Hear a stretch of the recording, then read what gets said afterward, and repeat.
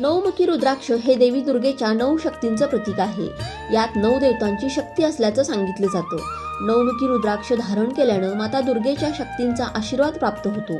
तर हे परिधान करणाऱ्याला सहनशक्ती, शौर्य, धैर्य प्राप्ती होते आणि त्यांचे नाव आणि कीर्ती सर्वत्र पसरते असंही म्हटलं जातं.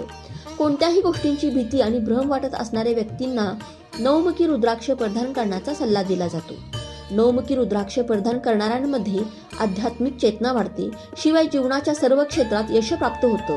महिलांसाठी सुद्धा नवमुखी रुद्राक्ष लाभकारी मानलं जातं. नवमुखी रुद्राक्ष धारण करताना ओम श्रीं हुं नमः या मंत्राचा जप करावा आणि देवी दुर्गेची आराधना करून हे रुद्राक्ष धारण करावं. शिवाय हे रुद्राक्ष केतू ग्रहाशी संबंधित असल्यानं जीवनात केतू ग्रहांमुळे येत असलेल्या संकटांपासून सुटका होण्यास मदत मिळते.